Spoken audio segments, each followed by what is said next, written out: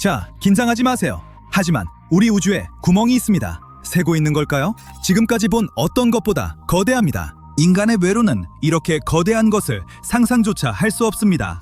적어도 제 뇌로는요. 커지는 블랙홀일까요? 우리 태양계가 이 거대한 무의 공간에 빨려 들어가게 될까요? 제가 너무 과장하는 걸까요? 자, 알아봅시다. 우주는 물질로 균일하게 채워져 있지 않습니다.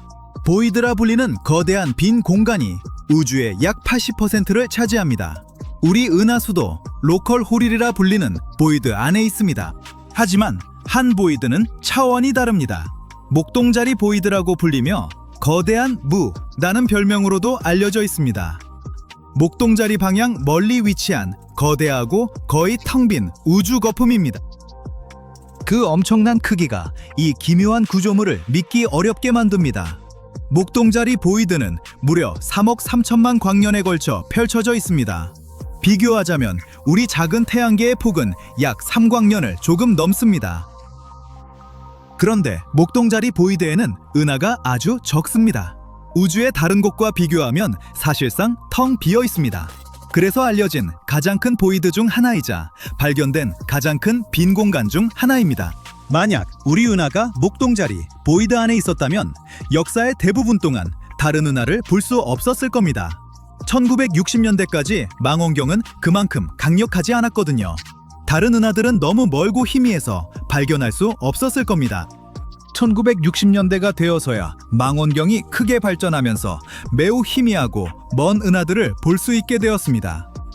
그 보이드 안에 살았다면 그때서야 비로소 다른 은하가 존재한다는 걸 알게 되었을 겁니다. 중요한 질문을 풀어봅시다. 이런 거대한 빈 공간은 어떻게 형성될까요?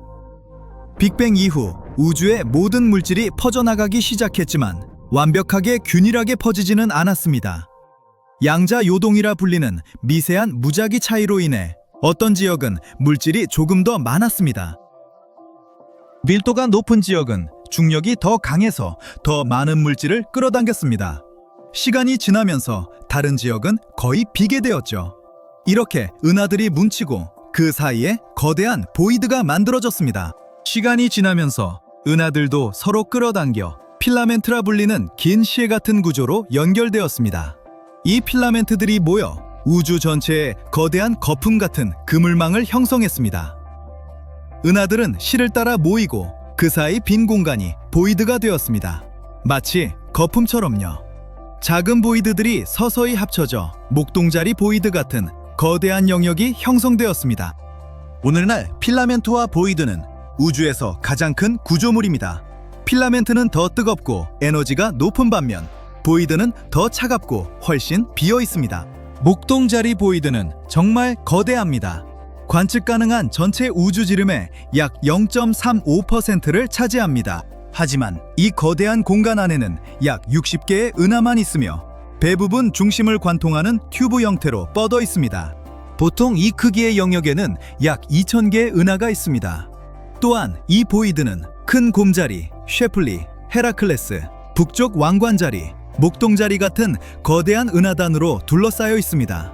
이것이 가운데 텅 빈 공간을 더욱 충격적으로 만듭니다. 과학자들은 1970년대 새로운 기술로 우주를 입체적으로 볼 수 있게 되면서 이런 거대한 빈 공간과 큰 은하군을 처음 발견했습니다. 목동자리 보이드는 1981년 미시간 대학교의 미국인 천문학자 로버트 커슈너가 발견했습니다. 참고로 그 대학은 꽤 좋은 미식축구팀도 있죠. 당시 그와 그의 팀은 은하들이 우리에게서 얼마나 빨리 멀어지는지 측정해 우주를 입체적으로 지도화하고 있었습니다. 이 방법을 적색편이 탐사라고 합니다. 이 작업 중 이상한 것을 발견했습니다. 거의 아무것도 나타나지 않는 거대한 우주 영역이었죠. 지도에서 거대한 빈칸이었습니다. 과학자들은 몇 가지 극적인 가설을 즉시 배제했습니다. 목동자리 보이드는 블랙홀이 아닙니다. 예상보다 훨씬 적지만 소수의 은하가 있기 때문입니다. 빛을 차단하는 가스와 먼지 구름인 암흑 성운도 아닙니다. 목동자리 보이드가 은하를 숨기는 게 아니라 애초에 그렇게 많지 않은 겁니다. 목동자리 보이드는 과학자들이 우주가 어떻게 변화하고 성장하는지 배우는데 도움을 줍니다. 매우 비어있기 때문에 암흑에너지를 연구하기에 좋은 장소입니다. 우리 우주는 일반 물질, 암흑물질, 암흑에너지로 구성됩니다. 일반 물질은 맨눈이나 도구로 볼 수 있는 모든 것으로 우주의 약 5%를 차지합니다. 우주의 약 27%가 암흑물질이고 암흑에너지는 약 68%를 차지합니다. 이것은 우주 팽창을 담당하는 힘입니다. 암흑에너지가 무엇인지 정말 모르기 때문에 과학자들은 이것을 연구하고 작동 원리를 알아낼 기회에 흥분합니다. 보이드는 중성미자 연구에도 유용합니다. 아주 작은 입자로 우주를 막힘없이 여행할 수 있죠. 거의 잡을 수 없어서 유령 입자라고 불립니다. 우주를 그리고 우리를 흔적 없이 통과합니다. 지금 이 순간에도 수조개가 여러분의 몸을 통과하지만 아무것도 느끼지 못합니다. 중성미자는 태양, 폭발하는 별, 원자력 발전소처럼 에너지가 많은 곳에서 만들어집니다. 우주에서 빛입자 다음으로 많습니다. 중성미자의 정말 이상한 점은 이동하면서 바뀔 수 있다는 겁니다. 3가지 유형이 있고 이동 중에 서로 전환할 수 있습니다. 과학자들은 중성미자의 질량이나 어떤 유형이 가장 무거운지도 모릅니다. 더 많이 알면 우주의 작동 원리를 설명하는 데 도움이 될 수 있습니다. 어쨌든 시간이 지나면 우주 탐사선들이 이런 빈 영역을 면밀히 관찰할 겁니다. 관측 결과를 컴퓨터 예측과 비교해서 과학자들은 중성미자에 대해 더 배우고 우주를 더 잘 이해하길 바랍니다. 그런 우주 임무 중 하나가 유클리드입니다. 그 데이터는 목동자리 보이드와 다른 유사한 우주 보이드를 연구하고 분석하는 데 사용될 것입니다. 유클리드의 임무는 암흑우주를 연구하는 것입니다. 최대 100억 광년 떨어진 수십억 개의 은하를 관측하고 하늘의 넓은 영역을 포괄하는 거대한 입체 우주 지도를 만듭니다. 과학자들은 암흑에너지가 우주를 더 빠르게 팽창시키고 암흑물질이 은하 형성과 결합에 도움을 준다는 걸 압니다. 하지만 둘 다 실제로 무엇인지는 아직 모릅니다. 지난 100억 년 동안 우주가 어떻게 변해왔는지 관찰함으로써 유클리드는 과학자들이 우주의 성장 과정, 은하 형성, 암흑에너지와 암흑물질, 중력의 실체를 이해하도록 돕습니다. 유클리드는 높이 약 4m 반, 폭 약 3m 반입니다. 2가지 주요 부분이 있습니다. 한 부분은 전력, 컴퓨터, 조종 같은 우주선 운영을 담당하고 다른 부분은 망원경과 2대의 카메라가 있습니다. 하나는 우리 눈이 볼 수 있는 가시광선으로 촬영하고 다른 하나는 적외선으로 먼 은하를 찾습니다. 유클리드는 2023년 7월 플로리다에서 스페이스X 팰컨 9 로켓으로 발사되었고 2024년 2월에 공식적으로 과학 임무를 시작했습니다. 현재 지구에서 약 160만 킬로미터 떨어진 곳을 공전합니다. 지구와 함께 태양 주위를 도는 극별한 지점에 머물러 있습니다. 덕분에 시야가 안정되고 우주 연구가 쉬워집니다. 유클리드는 약 6년간 작동하도록 설계되었지만 연료가 남으면 더 오래 작동할 수도 있습니다. 2024년 10월 유클리드는 거대한 우주 지도의 첫 부분을 공개했습니다. 시간이 지나면서 은하수 바깥 하늘의 3분의 1 이상을 스캔하여 수십억 개의 은하를 촬영할 것입니다. 일부는 너무 멀어서 빛이 우리에게 닿는데 최대 100억 년이 걸렸습니다. 이 우주 탐사선이 찍은 이미지는 지구 망원경보다 약 4배 선명합니다. 유클리드는 또한 빛을 상세히 분석해 은하의 구성과 움직임을 파악합니다. 수억 개의 별과 은하에 대해 이 작업을 수행할 것입니다. 이 모든 것이 우주 임무 역사상 가장 거대한 우주 데이터 라이브러리를 만들 것입니다. 참고로 유클리드는 기하학을 발명한 고대 그리스 수학자의 이름을 따서 지어졌습니다. 과학자들이 이 이름을 선택한 이유는 우주의 형태를 이해하는 것이 물질과 에너지가 우주에 어떻게 퍼져 있는지 설명하는 데 도움이 되기 때문입니다. 이제 아셨죠? 달이 녹슬고 있다는 거 알고 있었어요? 아니, 촌스럽다는 게 아니라 녹슬고 있다고요. 말도 안 되는 소리처럼 들리죠? 녹이 슬려면 산소가 필요한데 달에는 산소가 없으니까요. 적어도 우리는 그렇게 생각했죠. 근데 알고 보니 지구의 공기가 새어나가서 달을 서서히 적시고 있었던 거예요. 이게 수십억 년 동안 계속됐을 수도 있대요. 이게 무슨 의미일까요? 그리고 왜 과학자들은 이게 미래 달 기지의 희소식이라고 하는 걸까요? 자, 한번 알아보죠.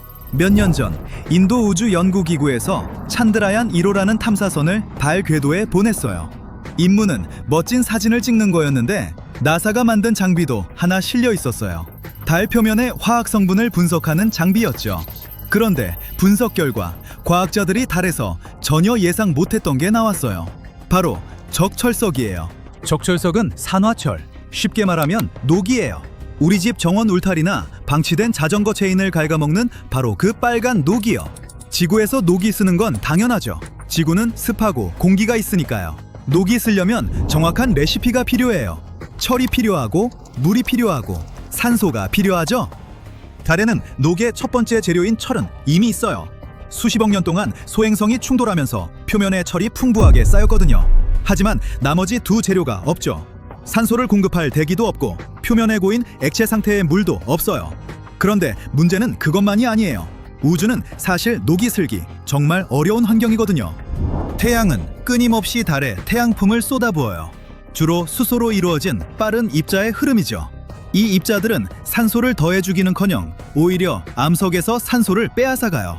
이 모든 걸 생각하면 적철석이 달 근처에 있을 이유가 전혀 없는 거죠. 그런데 분석 결과는 거짓말을 하지 않아요. 적철석이 존재한다는 건 진공 상태와 태양의 입자 흐름에도 불구하고 달이 어딘가에서 꾸준히 산소를 공급받고 있다는 뜻이에요. 그 산소는 깊은 우주에서 오는 것도 아니고 달의 핵에서 나오는 것도 아니에요. 게다가 녹이 고르게 퍼져 있는 것도 아니에요. 데이터를 보면 적철석은 지구를 향한 달의 앞면에 더 집중되어 있었어요. 뒷면은 거의 깨끗했죠. 이 정도 거리에서 산화를 일으킬 수 있는 유일한 존재는 바로 지구예요. 우리는 학교에서 지구 대기가 카르만 라인 약 100km 상공에서 끝난다고 배웠죠. 거기서부터 공식적으로 우주가 시작되는 거예요. 하지만 그건 대기의 두꺼운 부분일 뿐이에요. 실제로 지구는 지오 코로나라고 불리는 거대한 수소구름으로 둘러싸여 있어요. 엄청나게 커요. 자외선으로 빛나고 약 64만 킬로미터까지 우주로 뻗어 있죠. 그건 달의 궤도보다 더 먼 거리예요. 즉, 달은 아주 멀리 있지만 여전히 지구 대기의 바깥 가장자리 안에 있다는 뜻이에요. 만약 달에 서서 자외선 수소를 볼 수 있는 망원경으로 지구를 바라본다면 지구는 파란 구슬처럼 보이지 않을 거예요. 거대하고 흐릿하게 빛나는 후광을 두른 것처럼 보일 거예요. 보통 지구와 달을 떠올리면 둘 사이에 거대하고 깨끗한 빈 공간이 있다고 상상하잖아요. 아무것도 없는 두 세계. 하지만 그 아무것도 없는 공간이 실제로는 비어있지 않아요.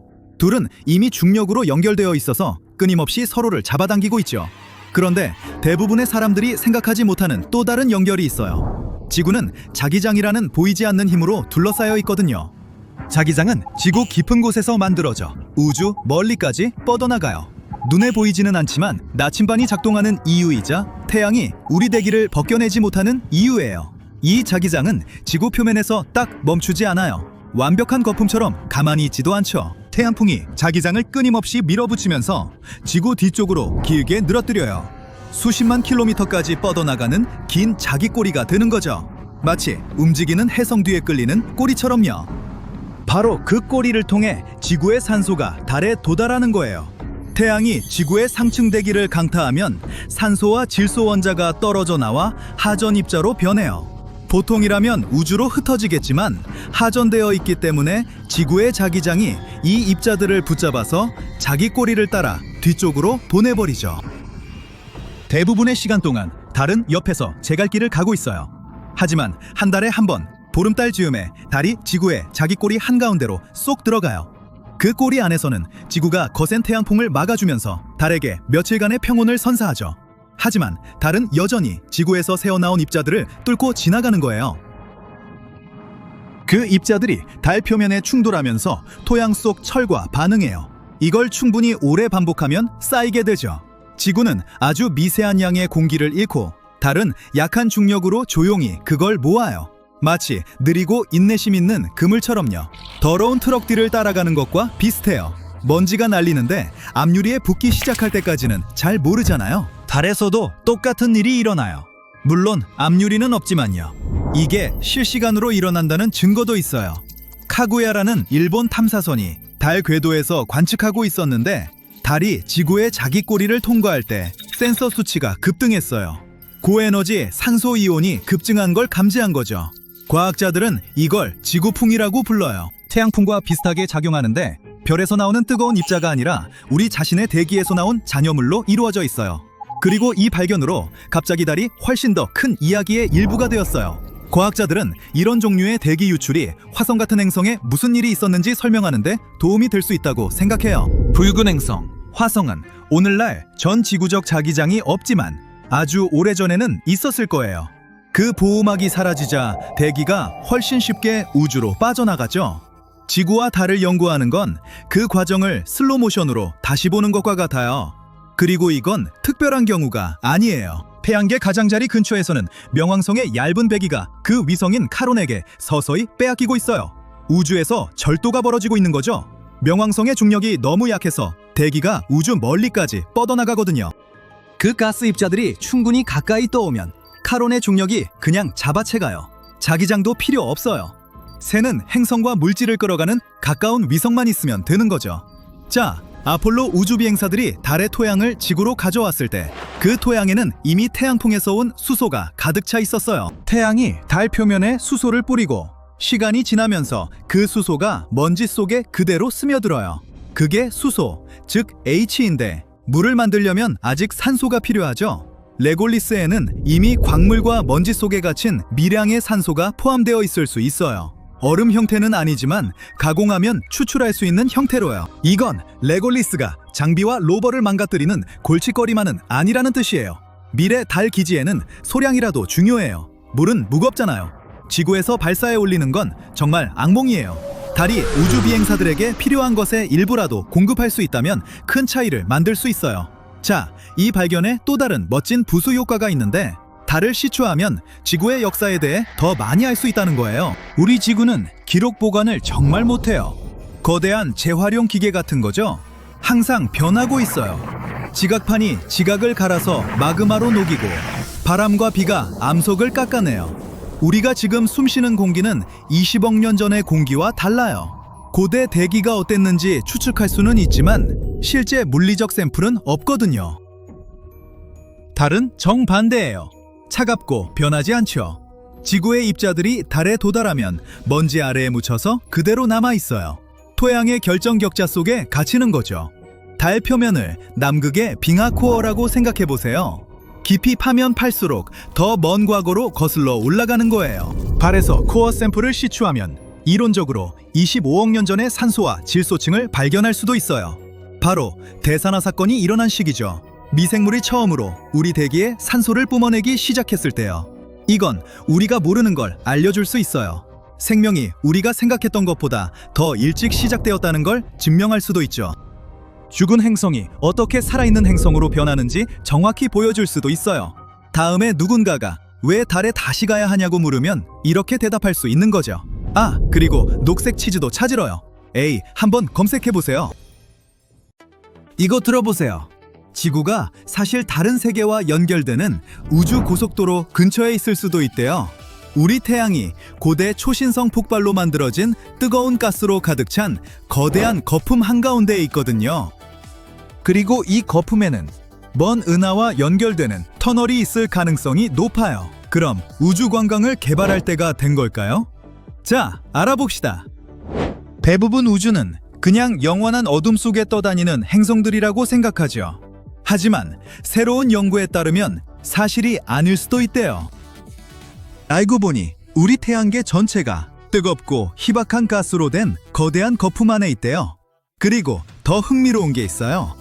과학자들은 이 물질로 이루어진 이상한 우주 터널이나 통로가 있을 수도 있다고 생각해요. 먼 별들까지 뻗어 있다는 거죠. 천문학자들이 수년간 하늘을 지도화했고 모든 데이터를 종합한 결과 뜨겁고 밀도가 낮은 플라즈마로 된 긴 통로를 발견했어요. 기본적으로 아주 희박하고 뜨거운 가스죠. 이 통로는 우리 주변에서 먼 별자리까지 뻗어 있어요. 독일 연구팀이 이로지타라는 우주 망원경 데이터로 이 발견을 확인했어요. 이건 나중에 좀 더 얘기할게요. 흥미롭게도 과학자들은 오래전에 우리 태양계가 국부 고온 거품이라는 것 안에 있다는 걸 발견했어요. 이 거품은 약 1000광년 너비의 거대한 영역이에요. 수백만 년 전 여러 별들이 초신성으로 폭발하면서 만들어졌죠. 그 폭발이 주변 가스를 가열했고, 기본적으로 이 뜨겁고 밀도가 낮은 공간, 거품을 만들어냈어요. 그리고 그 충격파가 우리 주변 거품의 취약점들을 만들어서 결국 성간 터널이 형성됐죠.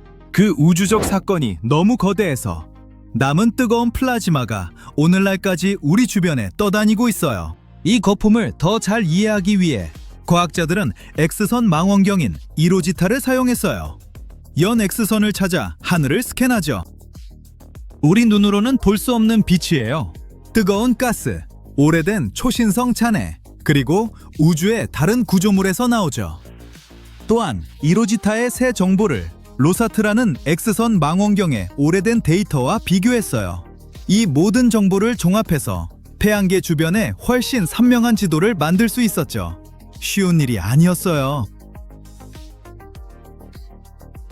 하늘을 수천 개의 작은 조각으로 나누고 따뜻한 가스, 먼지의 빈 공간 등에서 오는 희미한 신호를 조심스럽게 측정해야 했죠. 하지만 노력이 결실을 맺었어요. 모든 걸 분류한 후 우리 주변 뜨거운 플라즈마의 희미한 빛을 알아냈거든요.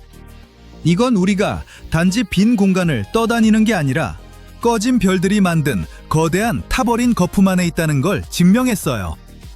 하지만 과학자들을 정말 놀라게 한 건 일종의 통로 발견이었어요. 우주의 긴 터널처럼 보였는데 주변의 뜨거운 가스를 관통해서 우리 은하 영역을 먼 항성계와 연결하고 있었죠. 큰 개자리 방향의 또 다른 통로 흔적도 발견했는데 그게 전부가 아닐 수 있어요. 데이터에 따르면 이런 경로들의 전체 네트워크가 우주로 뻗어 있을 수 있대요. 각각이 숨겨진 샛길처럼 작동하죠. 과학자들은 태양계 주변에 오래전 폭발한 별들이 만든 작은 공간이나 방들이 있을 거라고 추측했어요. 우주 속 동굴이라고 상상하면 돼요. 하지만 이를 증명할 도구가 없었죠. 하지만 이제 이로지타 망원경의 새 데이터 덕분에 마침내 명확한 그림을 갖게 됐어요. 망원경은 우리 주변 공간이 비어있는 게 아니라 뜨겁고 희박한 가스와 터널, 거품 같은 이상한 형태들로 가득하다는 걸 보여줬어요. 이건 과거 과학자들의 예측 일부를 증명해요. 우린 뜨거운 가스의 거대한 거품 안에 살고 있고 그 거품은 길고 밀도가 낮은 통로로 다른 거품들과 연결돼 있죠. 새 연구는 거품 내부 압력이 예상보다 낮다는 것도 보여줘요. 이건 거품이 닫혀있지 않다는 뜻일 수 있어요. 어떤 방향으로는 열려서 뜨거운 가스가 우주의 다른 곳으로 흘러나갈 수 있죠. 요컨대 이 뜨거운 거품은 전혀 단순하지 않아요. 어떤 부분은 열린 통로이고 다른 부분은 막혀있는 것처럼 보이죠. 그 안에 있는 건 숲을 걷는 것과 비슷해요. 어떤 곳은 길이 뚜렷하고 어떤 곳은 나무로 빽빽하죠. 천문학자들이 거품의 큰 부분을 지도화하고 이상한 통로들을 찾았지만 아직 완전히 이해 못하는 게 많아요. 어떤 경로는 연결된 빈 공간들로 이루어진 것 같고 다른 건 완전히 막혀 보여요. 전체 그림을 이해하려면 더 나은 도구와 더 많은 데이터가 필요해요. 더 강력한 X선 망원경, 더 깊은 하늘 스캔, 더 나은 컴퓨터 모델로 우리가 살고 있는 거품의 본질과 구조를 이해할 수 있길 바라요. 숨겨진 통로들의 지도를 만들고 우주선, 먼지, 태양풍에 어떤 영향을 미치는지 알 수 있을 거예요. 망원경 얘기가 나왔으니 거품의 존재를 알아내는데 도움을 준 망원경을 언급해야겠네요. 과학자들은 온 하늘을 덮는 것 같은 저에너지 X선의 희미한 빛을 이해하려 노력해왔어요. 수년간 이 빛이 어디서 오는지 확신하지 못했죠. 그러다 나사가 지원한 DXL 미션이 마침내 이 수수께끼를 푸는데 도움을 줬어요. 연구원들은 1970년대에 처음 로켓에 실린 오래됐지만 신뢰할 수 있는 검출기를 사용했죠. 이 장비로 X선빛 대부분이 우리 주변의 극도로 뜨거운 가스 영역에서 온다는 걸 확인했어요. 그게 국부 고온 거품으로 명명됐어요. 1990년대에 로사트라는 X선 미션이 꽤 좋은 하늘 지도를 만들었는데 놀라운 걸 발견했죠. 혜성도 연 X선을 방출한다는 거였어요. 나중에 과학자들은 태양풍, 즉 태양에서 나오는 빠른 입자가 중성원자와 충돌할 때 이런 일이 일어난다는 걸 깨달았어요. 전하 교환이라 불리는 이 과정은 우주 어디서든 일어날 수 있죠. 이 때문에 일부 과학자들은 국부 고온 거품이 정말 X선빛의 주요 원인인지 의심하기 시작했어요. 이를 검증하기 위해 DXL이 2012년 12월 12일 뉴멕시코에서 발사됐어요. 로켓이 지구 대기 위로 약 5분간 날아서 장비들이 우주를 선명하게 볼 수 있었죠. 목표는 전화 교환이 많이 일어날 수 있는 최악의 상황을 관찰하는 거였어요. 현재 우리 태양계는 국부 성간 구름이라 알려진 차가운 가스 구름을 통과하고 있어요. 국부 성털이라는 별명도 있죠. 귀엽죠? 이 구름의 중성 수소와 헬륨 원자가 매우 빠른 속도로 태양계를 통과해요. 수소는 여러 힘에 쉽게 영향받지만 헬륨은 대부분 태양 중력을 따라요. 이 때문에 헬륨은 집속 원뿔을 형성하는데 지구가 매년 12월에 통과하는 헬륨이 많은 영역이에요. 이 원뿔은 평소보다 중성 원자가 많아서 전하 교환을 찾기에 완벽한 장소예요. 그런데 전하 교환 중에 무슨 일이 일어날까요? 태양콩은 태양의 코로나, 별의 극도로 뜨거운 외층에서 와요. 태양콩의 입자들은 많은 전자를 잃었어요. 이 입자가 중성 원자와 부딪히면 전자를 빼앗을 수 있죠. 빼앗긴 전자가 잠깐 연X선을 방출해요. 이렇게 빛이 만들어지죠. 비교를 위해 연구원들은 1990년 로사트 데이터도 살펴봤는데 전하 교환이 약할 헬륨 원뿔 반대 방향에서 찍은 거였어요. 모든 걸 종합해서 연X선의 약 40%만 태양계 내부에서 온다는 걸 알아냈어요. 나머지 대부분은 국부 고온 거품에서 오죠. 우리 주변의 거대한 뜨거운 가스 구름이 정말 X선 빛의 주요 원인이라는 뜻이에요. 하지만 우주은하간 터널 발견으로 돌아가 볼게요. 올려다볼 때 우주가 고요하고 비어 보이지만 사실이 아니라는 귀중한 교훈이에요. 우리 주변 우주에는 실제로 먼지, 플라즈마, 방사선, 자기장, 그리고 신비로운 터널들이 있어요. 이 모든 것들이 섞이고 소용돌이 치면서 우주를 단순한 진공보다 훨씬 복잡하게 만들죠. 지구 위에 거대한 보이지 않는 위험지대가 떠 있어서 위성을 망가뜨리고 전자기기를 먹통으로 만들고 우주 비행사들을 괴롭히고 있어. 과학자들은 이걸 남대서양 이상대라고 부르는데 우주의 버뮤다 삼각지대 같은 거야. 왜냐하면 거기서 이상한 일들이 일어나는데 아무도 완전히 이해하지 못하거든. 이것에 대해 더 알고 싶어? 지구에는 태양의 위험한 방사선으로부터 우리를 보호하는 자기장이 있어. 이건 나중에 얘기할게. 그런데 지구상의 한 지점, 바로 남대서양 바다 위에서 그 방어막이 이상하게 약해져. 남아메리카와 아프리카 일부에 걸쳐 있으면서 일종의 자기장 약점을 만들고 있지. 그 약한 지점은 거기 위를 날아다니는 모든 것에게 나쁜 소식이야. 위성이 그곳을 통과할 때 시스템이 미쳐버릴 수 있어. 컴퓨터가 멈추고 데이터가 뒤섞이고 때로는 장비 전체가 꺼져버려.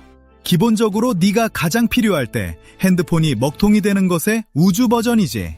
우주 비행사들도 이 지역에서는 특히 조심해야 해. 국제우주정거장이 이상대를 통과할 때 방사선 수치가 급상승해. 사람을 태울 정도는 아니지만 확실히 즐겁지는 않아. 장비는 심각한 타격을 받을 수 있어. 아직 정확히 무슨 일이 일어나는지는 아무도 모르지만 과학자들은 남대서양 이상대가 지구 자기장이 변하고 있다는 단서일 수도 있다고 생각해. 만약 그게 사실이라면 우리 모두의 미래에 큰 변화를 의미할 수 있어. 남대서양 이상대는 지구의 녹은 내부와 연결되어 있거든. 지표면 깊은 곳에서 행성의 핵과 멘틀이 끊임없이 움직이고 흐르고 충돌하고 있어. 외핵은 액체 금속에 소용돌이치는 바다고, 그 위의 멘틀은 뜨겁고 단단한 암석이야. 아프리카 아래에는 온도를 식힐 것이 없어. 멘틀이 평소보다 뜨거워서 위의 자기장에 특정한 불안정성을 만들어. 남아메리카의 경우 나스카판이 암석과 잔해를 핵 쪽으로 끌어내리고 있어. 이것이 온도를 낮추고 자기장을 더 안정적으로 유지시켜. 이런 극심한 온도 차이가 이상대를 일으키는 것 같아. 일부 자료에 따르면 이것이 이상대를 대서양을 가로질러 움직이게 한대. 이상대는 천천히 서쪽으로 이동하고 있어. 문제는 지구의 자기장이 우주의 위험한 방사선, 강력한 태양풍, 극심한 온도 변화로부터 우리를 보호하고 대기를 유지한다는 거야. 하지만 수백만 년에 걸쳐 자극이 뒤바뀌어 왔어. 그런 일이 일어나면 북극이 남극이 되고 남극이 북극이 돼.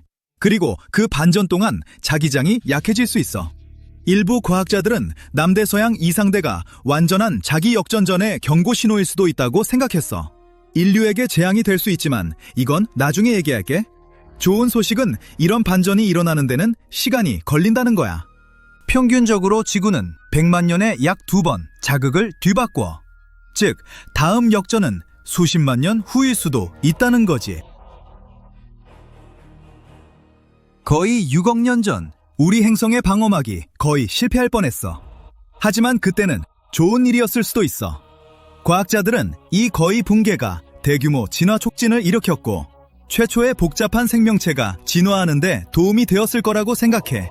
당시 에디아카락이라고 불리는 시기에 자기장이 급격히 약해졌고 약 2600만 년 동안 그렇게 약한 상태로 유지됐어. 보호막이 줄어들면서 태양 방사선이 대기에서 가벼운 가스를 제거했고 산소가 공기와 바다에 자유롭게 떠다니게 됐지. 그 산소가 최초의 다세포 산소호흡 생물체가 빛을 보는 데 도움이 됐어. 그들은 오늘날의 동물과는 거의 닮지 않은 이상하고 말랑말랑한 생물이었지. 어떤 것들은 원반 모양의 덩어리, 잎사귀 또는 90cm 이상 늘어나는 형태 없는 부채였어. 그런데 가장 초기에 알려진 동물 중 하나인 디킨소니아도 그들 중 하나였어. 꽤 예쁘게 생겼지, 안 그래? 이제 우리가 이 모든 걸 어떻게 할까? 바위 덕분이야.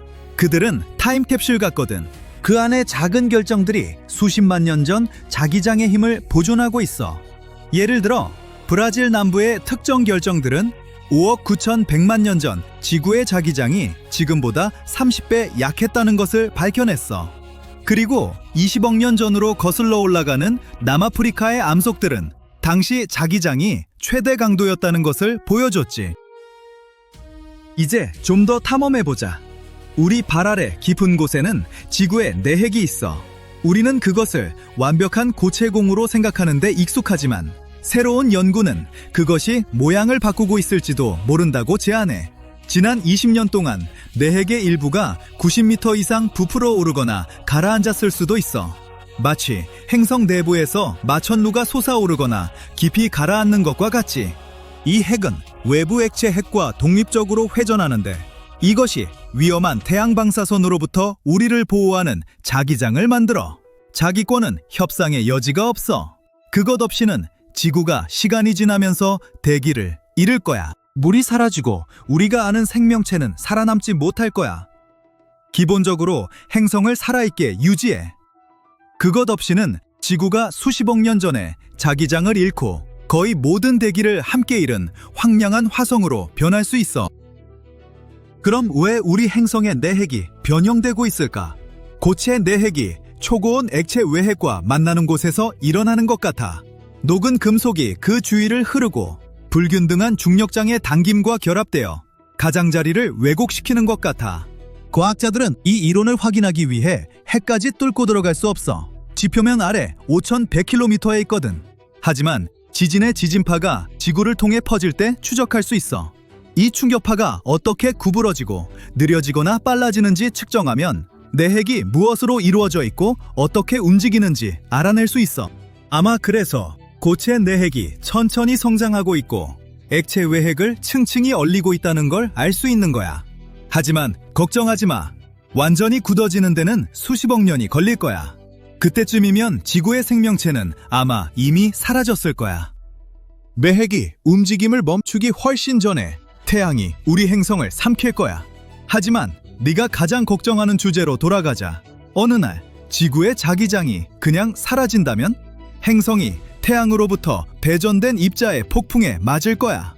위성이 오작동하기 시작하고 전력망이 다운될 거야. 우리는 더 높은 수준의 자외선 방사선에 노출될 거야. 온갖 심각한 건강 문제를 일으킬 수 있는 종류 말이야. 요약하면 즉시 멸망은 아니지만 삶이 훨씬 까다로워질 거야. 다행히 이제 우리는 자기장이 하룻밤 사이에 사라지지 않는다는 걸 알지만 우리 것은 100년 넘게 천천히 약해지고 있어. 그럼 초약한 자기장을 가진 행성에서의 삶은 어떤 모습일까? 나침반을 버려야 할 거야. 더 이상 북쪽을 가리키지 않고 그저 가장 가까운, 가장 강한 자기 지점을 가리킬 거야. 그게 어디든 말이야. 북극광과 남극광이 미쳐버릴 거야. 적도 가까이에 나타날 텐데 대전된 태양 입자가 대기를 더 쉽게 통과할 수 있기 때문이야. 위성은 끊임없는 공격을 받을 거야. 태양 입자가 전자기기를 태우고 메모리를 엉망으로 만들고 과학자들이 단일 사건 장애라고 부르는 것을 일으킬 거야. 고주파 무선 신호도 전리층의 자유전자 때문에 비섞일 거야. 시간이 지나면 폐양풍이 오존층을 마모시키기 시작해서 우리 모두가 자외선 방사선에 더 노출될 수도 있어. 이제 드라마 수준을 좀 낮춰보자. 자기장만이 행성을 살아있게 유지하는 유일한 것은 아니야. 화성은 약 40억 년 전에 자기 방어막을 잃었고 대부분의 대기가 날아갔어. 하지만 금성은 전 지구적 자기장이 없지만 여전히 두꺼운 대기를 가지고 있지. 지구가 자기장을 완전히 잃는다면 우리가 즉시 사라지지는 않겠지만 삶은 확실히 변할 거고 우리는 이런 극적인 변화에 익숙해져야 할 거야. 순식간에 우리 몸의 원자를 찢어버릴 정도로 강력한 무언가가 있다고 상상해보세요. 이 괴물은 멸종한 것도 아니고 살아있는 것도 아닌 채로 소리 없이 우주를 질주하고 있습니다. 이 무시무시한 괴물이 지구를 향해 움직인다면 우리는 파멸할 거예요. 정말일까요?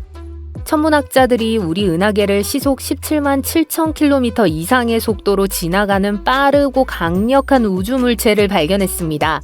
우리가 지금까지 만든 어떤 로켓보다 빠른 속도예요. 이 기괴한 우주물체는 좀비별이라는 별명을 얻었습니다. 오래전에 사라진 별의 남은 부분이지만 여전히 움직이고 있기 때문이죠. 이 좀비별은 마그네타라는 천체의 일종으로 도시 크기 정도의 매우 작고 무거운 공이지만 태양보다 더 무겁습니다. 그래서 우주에서 가장 밀도가 높은 물체 중 하나이며 블랙홀만이 밀도가 더 높습니다. 잊지 말아주세요. 마그네타는 또한 엄청나게 강한 자기장을 가지고 있습니다. 좀비별이 가진 자기장은 지구보다 100조 배 더 강합니다. 자력이 너무 강해서 마그네타가 지구에 가까워지면 지구상의 모든 신용카드를 그 자력만으로 쓸어버릴 수 있습니다. 그럼 우리는 더 이상 쇼핑을 할 수 없겠죠. 게다가 사람이 마그네타에 965km 정도로 가까이 가면 원자가 찢어질 수도 있습니다. 그리고 더 이상 쇼핑을 할 수 없게 되고요. 다행히도 이 자성은 매우 멀리 떨어져 있어 우리 가까이 오지 않습니다. 처음 발견되었을 때 지구에서 약 15,000광년 떨어진 곳에 있었습니다. 엄청난 거리이기 때문에 아직 원자가 분리될 걱정은 하지 않아도 됩니다. 천문학자들은 2008년에 좀비 자성을 처음 발견했습니다. 우리 은하에는 약 30개의 자성만이 알려져 있기 때문에 운이 좋게도 희귀한 발견이었죠. 과학자들은 허블과 가이아 같은 우주망원경을 사용해서 시간을 두고 관찰했습니다. 그렇게 해서 그들은 그것이 생각보다 훨씬 빠르게 움직이고 있다는 것을 발견했습니다. 이제 천문학자들은 이 좀비별이 어떻게 그렇게 큰 힘을 얻었는지 알아내려고 노력하고 있습니다. 처음에 그들은 대부분의 자석과 마찬가지로 이 자석도 초신성에서 거대한 별이 폭발하고 남은 핵이 초고밀도의 중성자별이 되었을 때 탄생했다고 생각했습니다. 그들의 이론에 따르면 초신성 잔해 HB9라는 것 근처에서 일어났을 수 있습니다. 대부분의 자성이 이런 식으로 만들어졌으니 그럴만도 합니다. 그러나 연구진은 좀비별의 움직임을 추적한 결과 좀비별이 너무 빠르게 움직이고 있고 잘못된 방향으로 가고 있다는 사실을 발견했습니다. 그들은 수천 년의 경로를 추적했지만 여전히 폭발하는 별이나 성단에서 왔을 수 있는 별을 찾지 못했습니다. 즉, 과학자들은 이제 이 좀비별이 어디에서 왔을까 하는 수수께끼를 하나 더 안게 된 것입니다. 그리고 어떻게 만들어졌을까 하는 것도요. 한 가지 설명은 우리 태양과 같은 작은 별이 연료가 다 떨어진 후 남은 핵인 백색외성에서 나왔다는 것입니다. 일반적으로 백색외성은 폭발하면 완전히 파괴됩니다. 하지만 드물게는 백색외성이 폭발하는 대신 스스로 붕괴해서 중성자별이 될 수도 있습니다. 그러면 이 중성자별은 자기 별이 될 수 있습니다. 마그네타를 형성하는 이 특이한 방식은 또 다른 미스테리인 고속 전파 폭발, FRB에 대한 단서도 제공합니다. 이는 깊은 우주에서 매우 빠르고 강력한 전파 에너지의 섬광이에요. 일부 FRB는 폭발하는 별이 남아있지 않을 정도로 오래된 은하에서 나와요. 마그네타가 붕괴하는 백색외성에서 탄생할 수 있다면 이러한 FRB가 여전히 어떻게 일어나고 있는지 설명할 수 있을 겁니다. 어쨌든 마그네타가 어떻게 형성되는지 배우는 것은 우주 전역에서 볼 수 있는 많은 이상하고 강력한 사건을 설명하는 데 도움이 될 수 있습니다. 하지만 조사는 지금까지도 아직 진행 중이며 아직 해답을 찾지 못했습니다. 우리가 아직 풀지 못한 미스테리는 우주를 떠도는 좀비별만이 아닙니다. 언젠가 우주를 여행하다 좀비별을 만나게 될지도 모르죠. 아마 아무것도 아닌 것처럼 보일 거예요. 지구에서 7억 광년 떨어진 곳에 구멍이 있어요. 은하가 거의 없는 텅 빈 공간입니다. 대략 3억 3천만 광년 정도 되는 구형 영역으로 우리 은하계가 수천 배 이상 들어갈 수 있는 크기예요. 이것이 바로 베테스의 신비한 베테스 보이드입니다. 말이 되죠? 은하는 거대한 거미줄처럼 보입니다. 대부분은 필라멘트라고 불리는 긴 구조의 일부입니다. 이 필라멘트는 우주를 가로지르며 서로 만나면 은하가 밀집된 지역을 형성합니다. 이러한 영역이 바로 우리가 은하단이라고 알고 있는 영역입니다. 하지만 이 성단과 실 사이에는 은하를 거의 포함하지 않는 거대한 빈 공극이 있습니다. 이러한 공허는 관측 가능한 우주의 거의 80%를 차지하며 대부분 폭이 3천만 광년에서 3억 광년에 이를 만큼 거대합니다. 베테스 보이드는 가장 거대한 보이드 중 하나예요. 심지어 슈퍼보이드라는 칭호까지 얻었어요. 천문학자들은 몇 개의 작은 보이드가 합쳐진 결과일 수 있다고 생각합니다. 하지만 애초에 이렇게 거대한 빈 공간이 생겨난 원인은 무엇일까요? 그 이유는 우주의 기원에 있을 수 있습니다. 초창기에는 그땐 전 없었지만 우주의 모든 물질이 매우 단단하게 뭉쳐 있었습니다. 천문학자들은 우주가 마치 균일한 수프와 같다고 생각하기도 했습니다. 하지만 곧 무작위적인 양자 변동이 이 물질을 분산시키기 시작했습니다. 일부 영역은 밀도가 높아졌고 중력이 더 강해졌습니다. 그들은 밀도가 낮은 영역에서 물질을 훔치기 시작했습니다. 이로 인해 그러한 영역은 더욱 밀도가 높아졌고 점점 더 많은 물질을 끌어당겼습니다. 동시에 더 작은 물질 덩어리들이 중심에서 더 멀리 떨어져 표류하기 시작해서 은하를 형성하기 시작했습니다. 팔르마르 5라는 성단을 방문한다면 보이드와 슈퍼보이드, 심지어 좀비별까지 모두 잊어버리게 될 겁니다. 대신 이 지역 한가운데에 100개가 넘는 블랙홀 무리가 숨어있기 때문에 생존에만 집중해야 할 거예요. 그 블랙홀들은 그냥 가만히 있는 것이 아니라 쉬지 않고 성단을 형성하며 일하고 있습니다. 팔로마르 5 성단은 지구에서 약 8만 광년 떨어진 곳에 위치한 별들의 무리입니다. 일반적으로 이런 성단은 별들이 한데 모여 있어 밀도가 높고 빽빽하게 모여 있습니다. 하지만 팔로마르 5 성단은 다릅니다. 이 성단은 3만 광년에 걸쳐 펼쳐진 거대한 별들의 꼬리를 가지고 있어요. 이 아름다운 꼬리를 조성류라고 부릅니다. 마치 별들이 성단에서 쏟아져 나와 긴 빛의 강을 만드는 것과 같습니다. 이와 같은 조성류는 매우 드물고 연구하기 어렵습니다. 이 성단과 같은 구상 성단은 매우 오래되었으며 어떤 성단은 우주 자체만큼이나 오래되었습니다.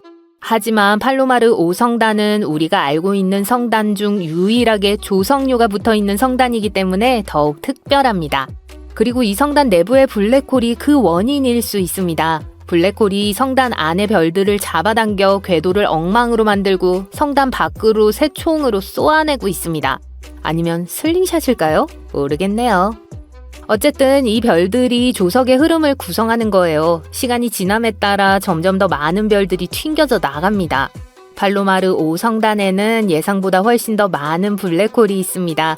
성단 질량의 약 20%가 블랙홀로 구성되어 있으며 그중 100개가 넘는 블랙홀은 각각 우리 태양 질량의 약 20배에 달합니다. 물론 팔로마르 5성단이 영원히 지속되지는 않을 거예요. 약 10억 년 후에는 성단이 완전히 붕괴될 겁니다. 그때가 되면 모든 별은 사라지고 블랙홀만 남게 될 거예요. 이 블랙홀은 은하수를 공전하며 과거에 존재했던 성단의 유령 같은 잔재처럼 남아있을 겁니다. 이 성단도 충분히 소름 끼치지만 우주에서 볼 수 있는 더 으스스한 것이 있는데 바로 성운이라고 불리는 두꺼운 가스와 먼지 구름이에요. 가장 특이한 성운 중 하나는 아마도 지구에서 5,000광년 떨어진 쌍둥이 자리 별자리에 있는 NGC 2392일 거예요. 200여 년 전에 발견되었으며 특이한 모양으로 인해 인기를 얻었습니다. 기본적으로 해성 모양의 물체 꼬리가 있는 원반 모양의 물질이에요. 이 물체의 꼬리는 성운의 중심에 있는 별에서 멀어집니다. 구름 바깥쪽에 기괴한 주황색 줄무늬는 광년거리까지 사방으로 뻗어 있습니다. 가운데는 꼬인 공처럼 보이지만 실제로는 중심별에서 생성된 고속물질의 바람에 의해 우주로 날아간 물질의 거품입니다. 와. 바다는 지구 표면의 약 70%를 차지하며 우리는 그중 5에서 20%만 탐험했습니다. 그런데 이제 천문학자들이 더 많은 물을 발견했어요. 120광년 이상 떨어져 있는 퀘이사 부근 우주에 떠다니는 거대한 물웅덩이를 발견한 거예요. 작은 웅덩이가 아니라 지구의 바다에 있는 모든 물을 합친 것보다 약 140조 배나 많은 엄청난 양의 물입니다. 그것은 우리 태양보다 무려 200억 배나 큰 초질량 블랙홀 주위를 맴돌고 있습니다. 이 블랙홀은 매우 밝은 퀘이사로 둘러싸여 있습니다. 태양을 1000족에 모으면 얻을 수 있는 만큼의 에너지를 방출합니다. 엄청난 양이죠. 그런데 빛은 우리에게 도달하는데 시간이 걸리기 때문에 우리는 이 퀘이사를 우주가 아직 젊었을 때의 모습 그대로 보고 있습니다.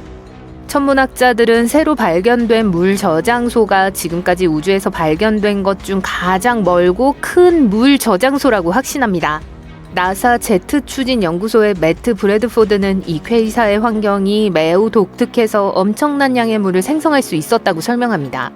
브래드포드 연구팀은 다른 천문학자 그룹과 함께 퀘이사와 그 중심에 있는 초대질량 블랙홀을 오랫동안 연구해왔습니다. 그들은 블랙홀이 주변 물질을 끌어당기면서 주변의 가스와 먼지를 가열한다는 사실을 발견했습니다. 이 과정에서 이전에는 이렇게 먼 거리에서 관측된 적이 없는 분자로 가득 찬 영역이 만들어졌어요. 퀘이사는 50여 년 전 망원경이 우주에서 매우 밝은 물체를 포착했을 때 처음 발견되었습니다. 퀘이사는 일반 별이 아니라 먼 은하의 중심에서 빛나며 은하의 모든 별을 합친 것보다 더 밝을 정도로 매우 강력합니다. 모든 퀘이사의 중심에는 태양보다 수백만 배 또는 수십억 배 더 무거운 거대한 블랙홀이 있어요. 가스와 먼지가 블랙홀을 향해 소용돌이치면 블랙홀은 가열되어 엄청난 양의 에너지를 방출해요. 이 때문에 퀘이사는 우리가 지금까지 우주에서 본 것 중 가장 밝고 강력한 천체 중 하나예요. 퀘이사를 보는 건 마치 시간을 거슬러 올라가는 것과 같아요. 오늘날 우리가 퀘이사에서 보는 빛은 수십억 년 동안 여행해온 것이에요. 과학자들은 퀘이사를 통해 과거의 우주의 모습을 엿볼 수 있어요. 퀘이사는 은하가 어떻게 형성되었는지, 물질이 어떻게 퍼져나갔는지, 최초의 우주 구조가 어떻게 결합되었는지 이해하는 데 도움을 줍니다. 일부 퀘이사는 초고속 입자로 이루어진 거대한 제트를 쏘아 올립니다. 우주를 가로질러 뻗어나가며 때로는 우주의 전체 영역을 바꿀 수 있어요. 하지만 다시 우주물, 즉 수증기로 돌아가 볼게요. 천문학자들이 우주물을 발견했을 때 그것은 수백 광년 너비의 거대한 영역에 걸쳐 퀘이사 주위를 떠돌고 있었어요. 비교하자면 1광년은 약 9조 6천억 킬로미터에 해당해요. 그곳의 가스는 지구에서 흔히 볼 수 있는 것과는 달리 매우 희박하지만 우리 은하를 포함한 대부분의 다른 은하에서 발견되는 가스보다 훨씬 더 따뜻하고 밀도가 높습니다. 이 가스의 온도는 섭씨 영하 52도 정도이며 지구 대기보다 밀도가 약 300조배나 낮습니다. 극단적으로 들리겠지만요. 우주적인 측면에서도 이례적인 일입니다. 이제 수증기는 단순한 분자가 아닙니다. 퀘이사 근처에 존재한다는 사실 자체가 이 지역이 정기적으로 방사선으로 폭발하고 있음을 암시해요. 이것이 가스가 평소보다 더 따뜻하게 유지되는 이유예요. 천문학자들이 일산화탄소와 다른 분자들도 발견했다는 사실은 미스테리를 더합니다. 즉, 주변에 많은 원재료가 떠다니고 있다는 뜻이죠. 미래에는 이 가스가 초질량 블랙홀이 현재 크기의 최대 6배까지 더 커지는 데 도움이 될 수 있어요. 그러나 이건 많은 잠재적 시나리오 중 하나에 불과해요. 가스 중 일부는 블랙홀로 빨려 들어가거나 일부는 새로운 별을 형성하거나 일부는 우주로 튕겨져 나갈 수도 있어요. 이렇게 먼 퀘이사에서 수증기가 발생했다는 건 우주의 기본 구성 요소가 수십억 년 동안 존재했다는 걸 의미합니다. 물은 우리가 알고 있는 생명체의 필수적인 요소이므로 그토록 오래 전에 존재했다는 것은 생명의 구성 요소가 생각보다 훨씬 더 일찍 존재했음을 암시합니다. 하지만 물은 생명에만 중요한 것이 아닙니다. 물은 또한 별과 은하가 형성되는 과정에서도 중요한 역할을 해요. 거대한 가스 구름이 식을 때 물은 그 붕괴를 도와 새로운 별이 더 쉽게 탄생할 수 있도록 도와줍니다. 하지만 연구원들은 어떻게 이 거대한 물구름을 발견했을까요?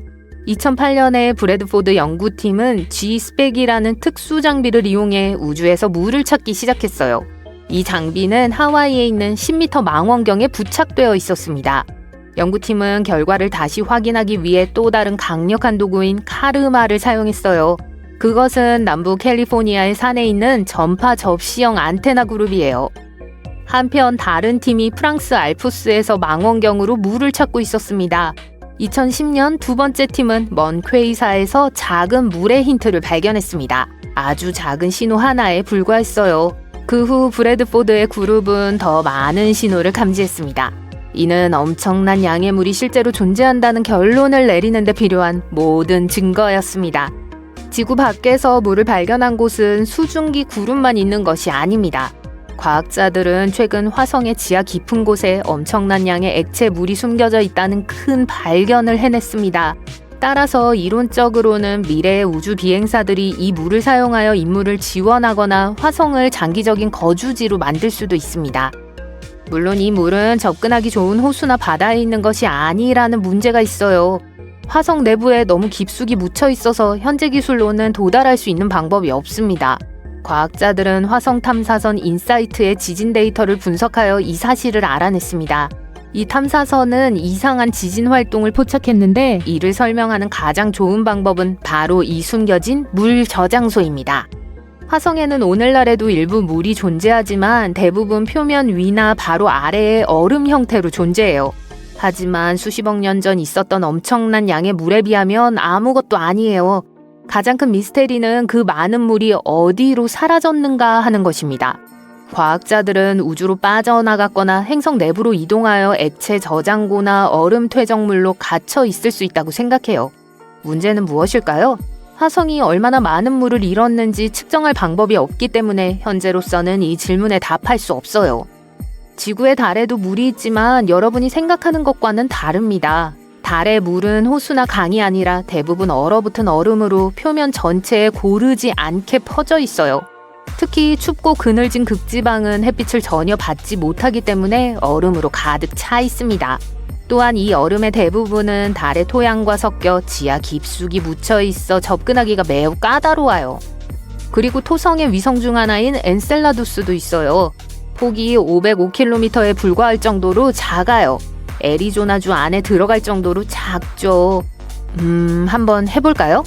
어쨌든 나사의 카시니 우주탐사선이 토성에 도착했을 때 과학자들은 엔셀라두스가 척박하고 얼어붙은 세계일 것이라고 예상했어요. 하지만 과학자들은 남극 근처의 간헐천에서 거대한 얼음 입자와 수증기가 분출하는 걸 목격했습니다.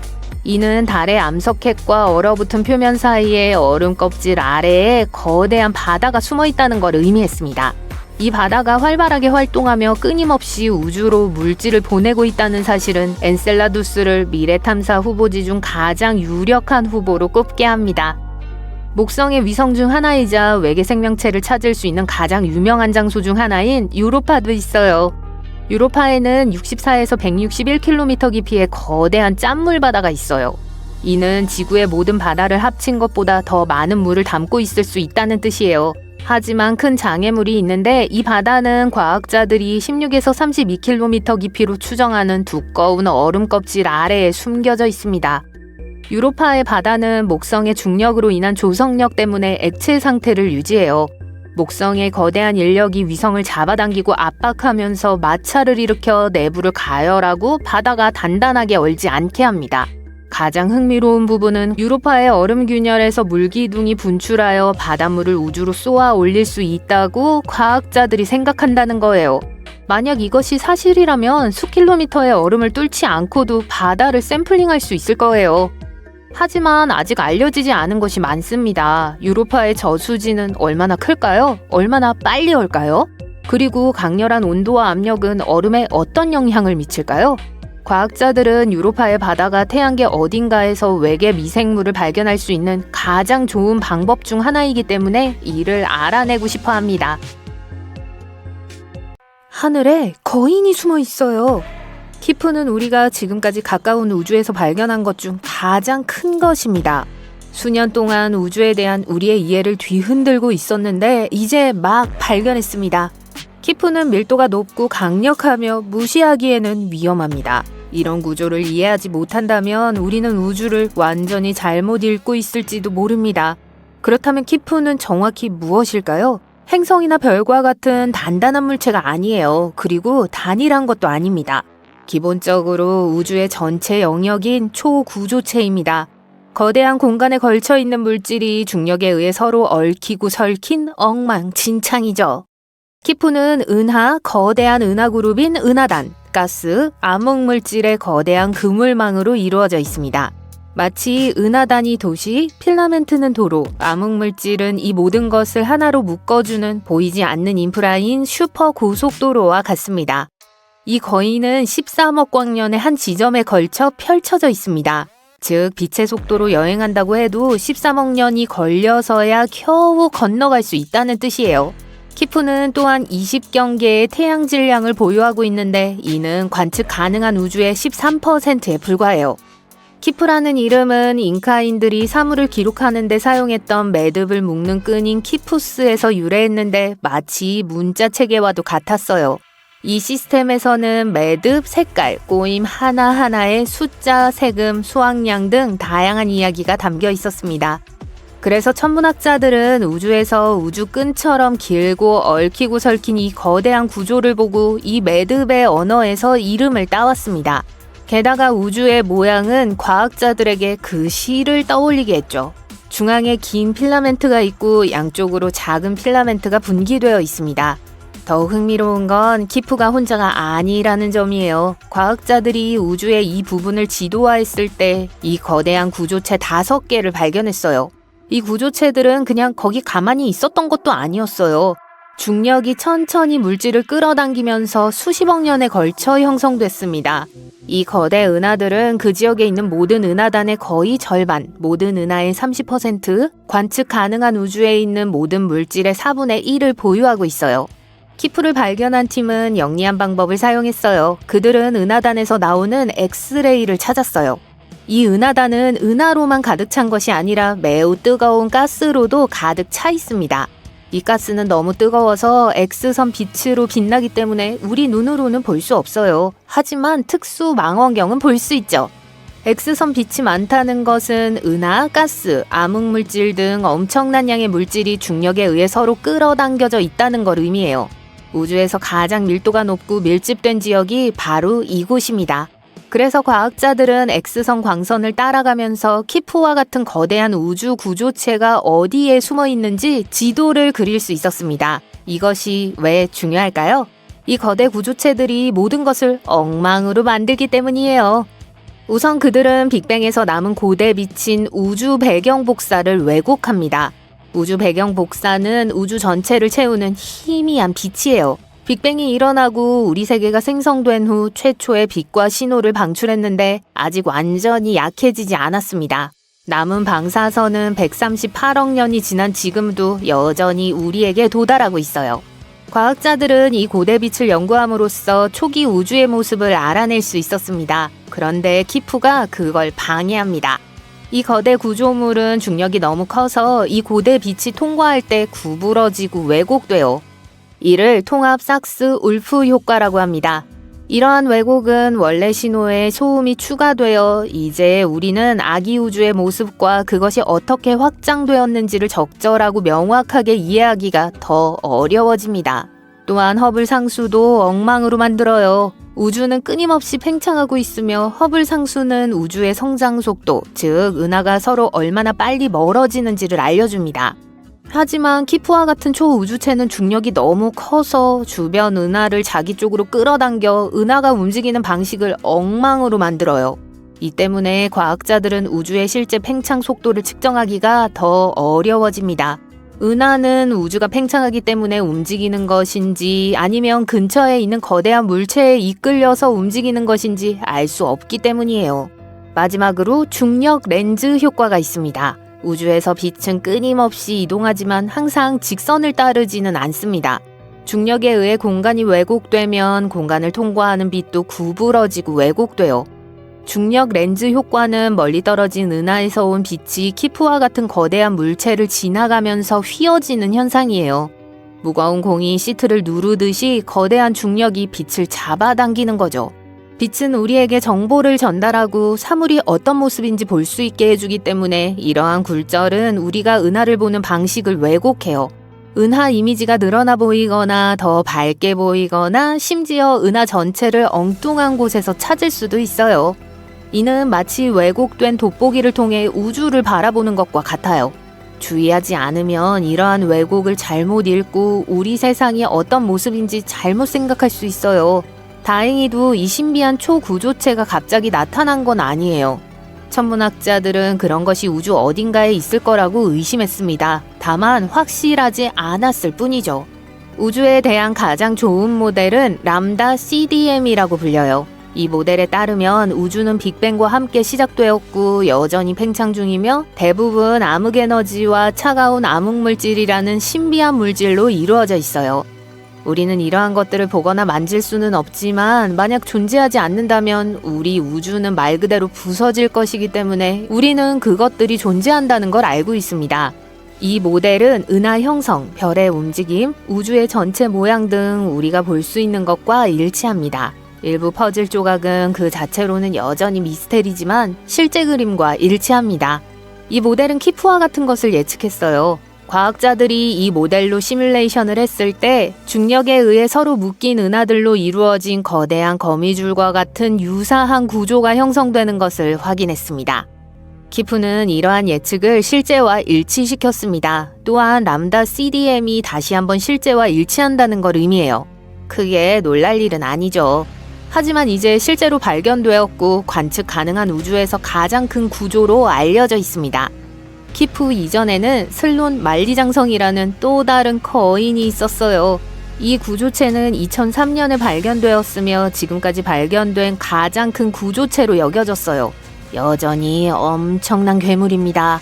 슬론 만리장성은 10억 광년 이상에 걸쳐 펼쳐져 있습니다. 성이라고 불리지만 지구에서 볼 수 있는 벽과는 달리 암흑물질로 연결된 수천 개의 은하와 가스로 이루어진 광대한 우주의 그물망입니다. 키프와 슬론 만리장성이 모두 놀라운 이유는 존재하기에는 너무 커 보이기 때문이에요. 람다 CDM 모델에 따르면 이렇게 거대한 구조물은 흔하지 않아요. 특히 형성 당시에는요. 시간이 지남에 따라 성장하고 확장하며 평탄해져야 하는 우주에서 어떻게 이 거인들이 그렇게 빨리 형성될 수 있었을까요? 만약 계속해서 더 많이 발견된다면 우리 세계가 만들어진 방식에 더 깊은 무언가가 진행되고 있다는 걸 의미할 수 있어요. 이 모든 것은 코페르니쿠스적 전환의 일부입니다. 우리가 우주에 대해 계속 겸손해지는 일련의 발견이죠. 이런 발견을 할 때마다 우리가 그 어떤 것의 중심도 아니라는 사실을 더욱 깨닫게 됩니다. 먼저 우리는 지구가 태양계의 중심이 아니라는 사실을 알게 되었어요. 그리고 태양계는 은하계의 한 점에 불과하다는 걸 알게 됐죠. 이제 가장 거대하다고 믿었던 은하 초은하단조차 키프와 슬롯 만리장성과 같은 구조체에 의해 왜소해지고 있습니다. 이러한 구조체는 영원히 지속되지는 않습니다. 키프는 일시적입니다. 수십억 년이 지나면 중력에 의해 찢겨져 더 작은 조각으로 부서질 거예요. 어떤 부분은 더 촘촘한 무리로 붕괴될 것이고 어떤 부분은 떨어져 나갈 거예요. 하지만 현재로서 키프는 우주에서 가장 중요한 구조 중 하나로 알려져 있어요. 은하의 형성 방식을 결정하죠. 빛을 굴절시켜 우리가 해독하는데 매우 중요합니다. 말 그대로 우주에 대한 우리의 이해를 뒤흔들고 있습니다. 이 신호는 2억 년 동안 우주를 여행해왔고 마침내 지구에 도달했을 때 흥미로운 이야기를 가지고 왔습니다. 심지어 18년 동안의 미스테리를 푸는데 도움이 될지도 몰라요. 우리는 이 은하를 2022년에 포착했어요. 아주 강렬한 전파의 폭발이었는데 비록 아주 짧은 시간에 빛을 발했지만 은하 전체를 비출 정도로 밝았습니다. 처음에는 이 신호가 주목을 받지 못했는데 그 이유는 이전에 비슷한 것을 본 적이 있었기 때문인데요. 바로 고속 전파 폭발, 줄여서 FRB였습니다. 이 신호는 수년 동안 미스테리로 남아 있었는데 그 이유는 어디서 오는지 알 수 없었기 때문이에요. FRB는 우주 공간 곳곳에서 우리에게 다가오는 짧은 에너지 붐이에요. 최대 3초 동안 지속되어 거의 포착할 수 없어요. 하지만 그 위력이 상상을 초월하기 때문에 놓치기도 쉽지 않죠. 한 번의 작은 폭발로 태양이 하루 종일 방출하는 만큼의 에너지를 방출할 수 있습니다. 이 신호는 2007년 이래로 우리에게 수수께끼 같은 존재였어요. 우리는 우리 은하계에서 80억 광년 떨어진 곳까지 말 그대로 모든 곳에서 수천 개가 넘는 신호를 포착했습니다. 그리고 그중 어느 누구도 그 신호의 출처나 의미를 밝혀내지 못했어요. 적어도 우리는 그것이 외계 생명체에서 온 것이 아니라는 걸 알고 있습니다. 거의 지속적으로 발생하는 무언가에서 나오는 것이 틀림없으며 이 최근의 신호는 마침내 우리가 진실을 알아내는 데 도움이 될 수 있습니다. 이 신호는 약 2밀리초 동안 지속되었고 특별히 밝지는 않았어요. 하지만 연구원들이 자세히 살펴본 결과 마침내 이 신호를 추적할 수 있다는 사실을 깨달았습니다. 그들은 즉시 이해했어요. 폭발이 약 2억 광년 떨어진 은하에서 왔다는 걸 알아냈어요. 다시 말해 이 전파가 우리에게 도달한 시간이 정확히 이 정도라는 뜻이에요. 신호는 이상한 패턴으로 깜빡였습니다. 우리는 이것을 섬광이라고 부릅니다. 빛이나 전파가 우리에게 전달될 때 예상치 못한 기체 구름에 걸려 넘어질 수 있어요. 입자와 파동이 이 가스에서 반사되어 신호가 약간 교란되기 시작해요. 그래서 우리가 수신했을 때는 약간 이상하고 왜곡된 신호였습니다. 저처럼요. 하지만 바로 이 구름 덕분에 신호가 정확히 어디에서 왔는지 찾을 수 있었습니다. 알고 보니 중성자별에서 온 것이었어요. 정말 흥미로운 녀석이에요. 그들은 빠르게 살았고 밝게 타오르던 별의 잔재입니다. 이렇게 우리 태양보다 훨씬 더 큰 강력한 별이 연료가 다 떨어지면 더 이상 무게를 지탱할 수 없게 돼요. 그래서 초신성이라는 미친 광경과 함께 사라지는 거예요. 마지막 순간에 핵은 자체의 초강력 중력에 의해 붕괴되고 이로 인해 우주에서 가장 밀도가 높은 물체 중 하나가 만들어집니다. 다시 말하지만 저와 참 비슷하죠. 궁금증을 풀기 위해 지구상에서 가장 밀도가 높은 원소인 오스뮴과 비교해 볼게요. 오스뮴에 작은 입방체가 있다면 그 무게는 약 0.36kg에 달할 거예요. 이미 꽤 무거운데요. 0.03세제곱미터의 오스뮴은 무려 640kg의 충격적인 무게가 될 거예요. 이는 평범한 소 무게와 같습니다. 이제 중성자별의 작은 입방체의 무게가 얼마나 될지 맞춰보세요. 틀렸습니다. 작은 입방체 하나당 70억 톤이라는 끔찍한 무게가 될 거예요. 손에 줄 생각은 하지도 마세요. 그 무게는 현실의 구조를 뒤흔들 겁니다. 마치 에베레스트 산을 작은 공으로 압축한 것을 상상하는 것과 같아서 떠올리기조차 어려워요. 따라서 이 별들은 매우 무겁지만 놀랍게도 반경이 약 9.7km에 불과할 정도로 작아요. 이는 도시 크기와 비슷합니다. 그리고 여전히 우리 태양보다 더 무거워요. 하지만 그것만으로 공포가 충분하지 않다면 우리가 이야기하는 중성자별은 일반적인 별이 아닙니다. 그것은 마그네타였습니다. 마그네타는 희귀한 유형의 중성자별이에요. 중성자별이 태어날 때 이런 별이 될 확률은 10%에 불과해요. 별이 붕괴하는 동안 자기장이 엄청나게 강해지면 일어날 수 있습니다. 스핀이 빨라지고 내부가 격렬해지면서 지구보다 1조 배나 강한 자기장을 갖게 되는 거예요. 그뿐만 아니라 전 우주에서 가장 극단적인 자기장 중 하나예요. 말 그대로 원자를 찢어버릴 수 있습니다. 이것이 바로 그들이 하는 일입니다. 그들은 모든 것을 찢어버리고 결국 플라즈마라고 불리는 매우 뜨겁고 전하를 띤 입자수프에 둘러싸이게 돼요. 자기장은 자기 마음대로 플라즈마를 뒤틀고 구부리면서 엉뚱한 방향으로 흐르고 결국 이 모든 것이 매우 뜨거운 파티로 끝납니다. 모두가 끊임없이 충돌하고 흩어지고 흡수되기 때문에 어울리기에 최적의 장소는 아니죠. 이제 다시 주인공에게로 돌아가 볼까요? 우리 이야기 속 마그네타도 플라즈마 수프와 그 주위를 둘러싼 무서운 보이지 않는 장이 있었는데 바로 여기에서 신비한 신호가 나왔습니다.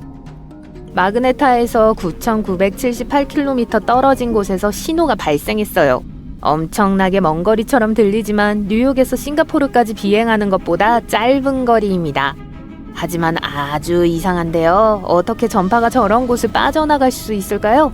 보통은 차단되거나 흡수됩니다. 대부분의 경우 전파는 세장 안에 갇힌 것처럼 거기서 멈추게 돼요. 이것은 어떻게든 풀려났고 이는 플라즈마를 뚫는 무슨 일인가가 일어났다는 걸 의미해요. 에너지는 어떻게든 꼬이고 뒤틀리고 모양이 바뀌면서 전파를 방출하기 시작해요. 어쨌든 이것은 FRB가 중성자별과 자기 또는 펄서와 같은 다양한 유형에서 나올 가능성이 높다는 걸 의미합니다. 최근 천문학자들은 놀라운 새 망원경, 캐나다 수소 강도 매핑 실험, 줄여서 차임을 만들었습니다. 이름이 어렵네요. 이 망원경은 말 그대로 매일 FRB를 감지합니다. FRB는 일반적으로 놀라움으로 가득해요. 같은 해에 우리는 일반적인 폭발보다 훨씬 더 긴 3초 이상 지속되는 주기적 피크를 가진 FRB를 발견했습니다. 이 또한 중성자별에서 발생할 수 있어요. 하지만 중성자별만 있었다면 우리는 그 신호들을 그렇게 자주 수신하지 못했을 거예요. 이러한 신호는 매우 다양하며 실제로 블랙홀 근처와 같은 모든 종류의 장소에서 태어날 수 있습니다. 자, 그 기원에 대한 몇 가지 다른 이론이 있습니다. 예를 들어 두 개의 별이 서로 부딪혀서 나올 수도 있어요. 이보다 더 장엄한 일이 어디 있을까요? 두 별이 충돌하면 상상할 수 없는 에너지가 방출되어 서로를 완전히 파괴해요. 우와! 일부 천문학자들은 FRB를 설명할 수 있다고 생각해요. 하지만 물론 그런 일이 자주 일어나는 건 아니에요. 또한 FRB는 때때로 반복되기도 합니다. 대부분 한 번 깜빡이고 사라지지만 때로는 앞서 설명한 것과 같이 거의 깜빡이는 경우도 있습니다. 일부는 매우 정확한 패턴을 따르기도 해요. 예를 들어 잘 알려진 한 리피터는 16일 주기를 따릅니다. 약 4일 동안 미쳐 날뛰다가 12일 동안 조용해졌다가 다시 시작돼요. 이것은 중성자별로도 설명하기 어려운 현상이에요. 뭔가 독특한 천체 물리학 메커니즘이 작용하고 있을 거예요. 아마도 궤도를 도는 다른 무언가가요. 하지만 어쨌든 별들의 충돌은 한 번만 번쩍하고 다시는 나타나지 않는 신호를 설명할 수 있을 뿐입니다. 또 다른 가능성은 분리자르입니다. 중성자별이 블랙홀로 변하는 매우 극적인 아이디어에 대한 우스꽝스러운 이름이에요. 다시 한번 말씀드리지만 이와 같은 사건은 엄청난 전파를 방출해요. 그런데 또다시 한번 말씀드리지만 이런 경우는 극히 드물며 신호가 반복되어서는 안 됩니다. 하지만 블랙홀 자체는 꽤 좋은 옵션이에요. 블랙홀은 많은 FRB 이론의 핵심이에요. 이러한 폭발은 중성자별이 블랙홀로 떨어지는 것에서 비롯될 수 있을까요? 아니면 붕괴하는 블랙홀 자체에서 발생할까요? 아니면 블랙홀과 상호작용하는 암흑물질에서 나올 수도 있어요. 누가 알겠어요. 그냥 모든 아이디어를 던져보자고요. 물론 모두가 가장 궁금해하는 것은 외계 문명입니다. 이 모든 폭발이 다 그런 건 아니지만 적어도 일부는 지적인 이웃이 보내는 신호일 수 있습니다. 하지만 앞서 말했듯이 신호가 하늘 전체와 다양한 거리에서 온다는 점을 고려할 때 그럴 가능성은 매우 낮습니다. 또한 거의 모든 신호가 동일하기 때문에 지능적인 문명에서 이를 재현하는 것은 매우 어렵고 이상한 일이 될 거예요. 그렇지만 앞으로 또 어떤 것을 발견할 수 있을지 누가 알겠어요. 우주는 광활하고 어둡고 텅 비었습니다. 잠깐만요. 저게 뭐죠? 둥근데? 우주에 떠다니는 하얀 비눗방울 같은데? 확대해볼까요? 조금만 더요. 안에 사람들이 보이세요? 괴물처럼 보이는데 이리저리 뛰어다니며 각자 자기 일을 하고 있어요. 누군가는 식물을 재배하고 누군가는 실험실에서 일하고 누군가는 동료들과 배드민턴을 치고 있네요. 이게 무슨 공상과학 영화 같은 꿈인가요? 이 모든 것이 생각보다 비현실적이지 않을 수도 있습니다. 지금 이 순간에도 맥스페이스는 우주에서의 생활을 가능하게 해줄 풍선 우주 거주지를 저렴하게 제작하고 있습니다. 가장 큰 서식지는 스포츠 경기장만큼 넓을 겁니다. 그들은 이미 이러한 서식지가 미래의 인류가 지구를 떠나는 데 도움이 될 수 있다고 주장하며 그들의 계획을 과시했습니다. 설립자 중 한 명에 따르면 우주에는 거주 공간이 충분하지 않다고 합니다. 그리고 더 저렴하고 훨씬 더 크게 만들지 않으면 우주 탐사에서 멀리 나아가지 못할 것입니다. 확장 가능한 서식지에 관해서는 그들은 영리합니다. 처음에는 로켓에 실을 수 있을 정도로 작습니다. 하지만 일단 우주에 쏘아 올리면 부풀어 올라 훨씬 더 큰 거주 공간을 만들 수 있습니다. 예를 들어 약 100세제곱미터의 공간을 가진 서식지 중 하나는 같은 크기의 기존 금속 모듈보다 제작 비용이 훨씬 적게 듭니다. 이에 비해 ISS의 거주 공간은 약 388세제곱미터니까 큰 차이가 나죠. 비슷한 우주 거주지가 이미 존재합니다. 2000년대에는 비글로우 에어로스페이스라는 회사가 제네시스 1과 제네시스 2라는 두 개의 테스트 모듈을 발사했습니다. 그리고 2016년에는 빔이라는 또 다른 모듈이 ISS에 부착되었습니다. 안타깝게도 비글로우는 2020년에 문을 닫았습니다. 하지만 이제 맥스페이스는 기술을 한 단계 더 발전시키고 있습니다. 완전히 새로운 디자인을 사용해서 서식지를 안정적이고 훨씬 더 큰 규모로 확장하고 있습니다. 곧 우주에서 테스트할 계획이에요. 2026년에는 여행 가방 2개 크기의 모듈을 스페이스 X 로켓에 실어 우주로 보낼 예정입니다. 모듈이 부풀어 오르면 약 20세제곱미터의 가압 공간을 확보하게 됩니다. 이미 지상에서 테스트하기 위해 실물 크기의 프로토타입을 제작했으며 이제 우주를 위한 실제 제품을 만들고 있습니다. 이 첫 번째 우주선은 사람을 지원하지는 않지만 미래의 인간 거주지와 동일한 강도와 보호 기능을 갖추게 될 겁니다. 달과 화성의 식민지, 부유식 우주 거주지 등 요즘은 모든 것이 우주 탐험에 관한 이야기인 것 같습니다. 나사는 캐나다, 일본, 유럽의 우주기관과 함께 게이트웨이 프로그램이라는 것을 진행하고 있습니다. 기본적으로 달 궤도를 도는 우주 정거장을 건설하는 계획입니다.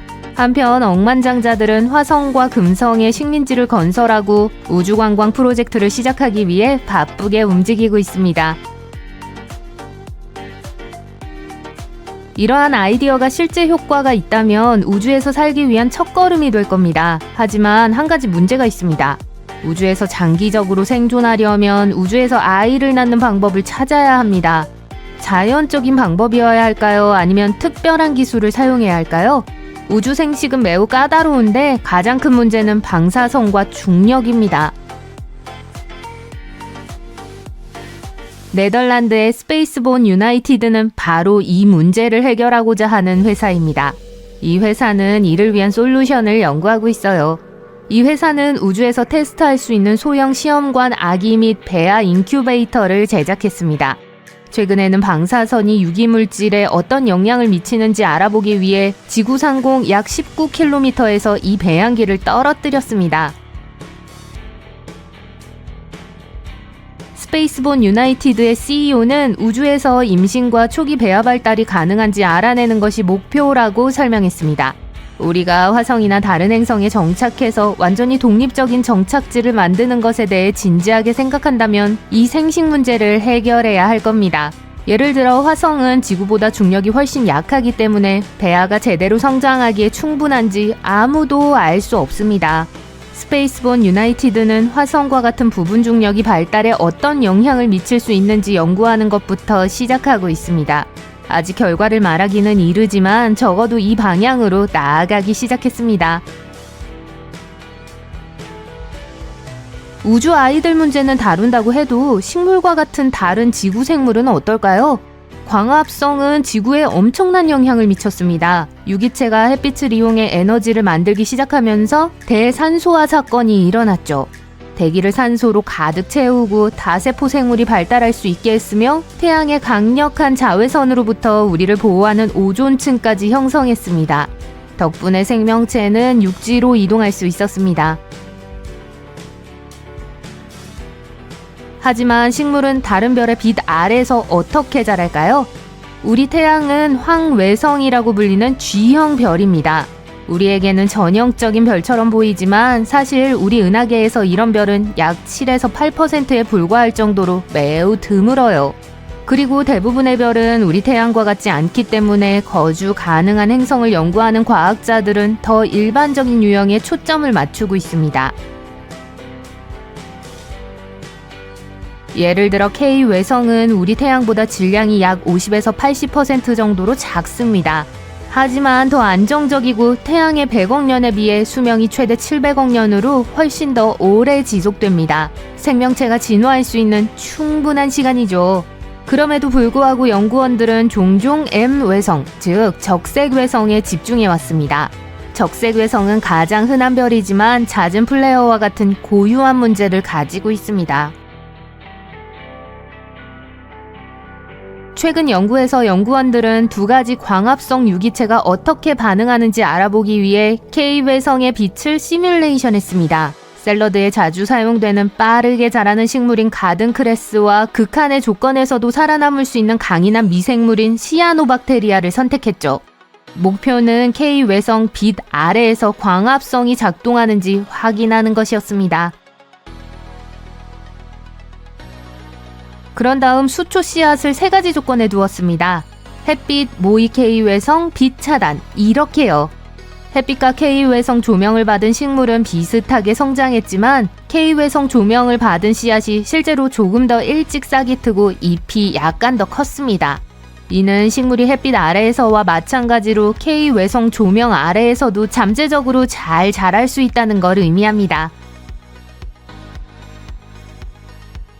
따라서 K외성은 거주 가능한 행성을 찾는 데 좋은 선택지처럼 보입니다. M외성과는 달리 생명체에 해를 끼칠 수 있는 강렬한 플레어가 없으며 거주 가능 영역이 충분히 멀리 떨어져 있어 행성의 한쪽이 항상 별을 마주보는 조석 잠김 현상에 걸리지 않습니다. K외성은 또한 M외성보다 유해한 방사선이 더 빨리 줄어들기 때문에 초기에 더 빨리 거주할 수 있게 됩니다. 하지만 생명체가 생존하는데 실제로 행성이 필요하지 않다면 어떨까요? 에든버러 대학교의 두 과학자가 여러분과 함께 생각해보고자 하는 아이디어예요. 우리는 항상 행성이 액체 상태의 물, 액체 상태를 유지하기 위한 온도와 압력, 유해한 방사선으로부터의 보호 등 적절한 조건을 제공하기 때문에 생명체에게 필수적이라고 생각해왔습니다. 하지만 생명체 자체가 우주에서 이러한 조건을 만들 수 있다면 어떨까요? 연구원들은 생태계가 행성 없이도 필요한 조건을 생성하고 유지할 수 있다고 제안합니다. 생명체는 물을 액체로 유지하고 광합성을 위해 빛을 받아들이고 유해한 자외선을 차단하고 적절한 압력과 온도를 유지하기 위한 장벽과 구조물을 만들 수 있으며 이 모든 것을 행성에서 멀리 떨어진 우주에서 수행할 수 있습니다. 이러한 장벽은 지구와 화성에 가까운 지역을 포함해서 태양으로부터 1000에서 5000 천문 단위 사이의 영역에서 작동할 수 있습니다. 안정적인 환경을 위해 중력과 행성이 항상 필요한 것은 아니며 생물학적 시스템이 스스로 그 역할을 할 수 있을 수도 있습니다. 지구는 물과 보호대기를 가지고 있을 뿐만 아니라 생명체가 살기에 완벽한 서식지입니다. 또한 태양의 에너지가 모든 것을 움직이는 상호 연결된 시스템이기도 합니다. 탄소, 수소, 질소, 산소, 인, 황과 같은 필수 원소는 화산과 판구조론과 같은 과정을 통해 지구를 순환합니다. 지구 밖에서는 상황이 더 까다로워집니다. 태양계의 얼음 위성을 예로 들어볼게요. 표면 아래에는 따뜻하고 짠 바다가 있을 수 있습니다. 하지만 그 위성들도 지구와 같은 영양분 주기를 가지고 있을까요? 그리고 물을 액체로 유지하거나 대기를 유지할 수 있을까요? 이 작고 차가운 행성들은 태양으로부터 많은 에너지를 얻지 못하고 대기를 유지할 방법이 없으며 해로운 자외선과 우주선에 노출되어 있습니다. 생명체가 지구 밖에서 생존하려면 이러한 도전에 적응하거나 환경을 변화시켜야 합니다. 그리고 그들의 생각이 사실이라면 생명체는 환경에 적응하는 것뿐만 아니라 완전히 새로운 환경을 창조할 수도 있을 것입니다.